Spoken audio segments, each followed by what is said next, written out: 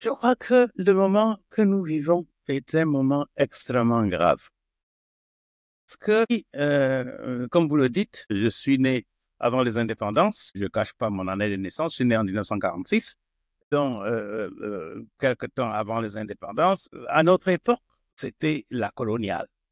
Les choses n'étaient pas gaies. Les choses n'étaient pas gaies, mais les choses se faisaient selon un certain nombre de critères qui pouvaient être discriminants, qui pouvaient être excluants, mais au moins on savait à quoi s'en tenir. Or, il se trouve, je vais un peu vite là, il se trouve qu'aujourd'hui,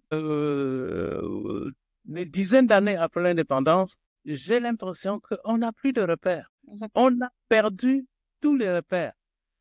Je vis au Cameroun, j'ai enseigné à l'étranger pendant un certain nombre d'années et je suis au Cameroun exclusivement depuis 2012. Je vis au Cameroun depuis un peu plus de 10 ans, après y avoir enseigné avant de repartir parce que j'ai dû fuir le Cameroun après la dévaluation et je suis revenu au Cameroun en 2012 et je me rends compte que, en fait, contrairement à l'époque de mon enfance, à l'époque où j'allais à l'école primaire, où j'allais à l'école secondaire, et où nous passions le temps, en quelque sorte, à chasser la lumière, à courir, non, à courir après la lumière. Au Cameroun, aujourd'hui, on a l'impression de courir après l'obscurantisme. Nous sommes dans l'obscurantisme, et cet obscurantisme s'épaissit au quotidien, chaque jour davantage. Et on a l'impression, comme vous le disiez tout à l'heure, les gens ne cherchent plus à voir la lumière et ils fuient la lumière.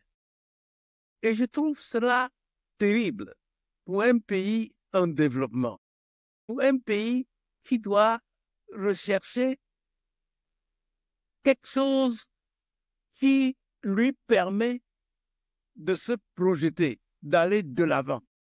On a l'impression que, pour ce qui est de la lecture, les gens, que ce soit à l'école ou que ce soit dans la vie quotidienne, lisent de moins en moins. On parle d'un phénomène africain, mais ce n'est pas vrai, parce qu'à notre époque, ce n'était pas comme ça. Je ne dis pas vraiment ce qu'on pourrait penser que notre époque était la meilleure, mais quand on allait à l'école, on faisait ses devoirs, on lisait, et on a l'impression qu'aujourd'hui, même les responsables de l'école, de l'éducation, parlons comme ça, de l'éducation dans notre pays, ne s'occupent plus de l'éducation.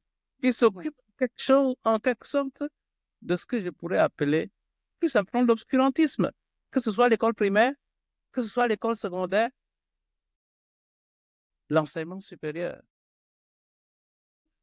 On ne voit pas ce que l'enfant, à la fin de l'école primaire, ou à la fin du secondaire, ou à la fin du supérieur, selon les spécialités, a tout prix posséder comme bagage.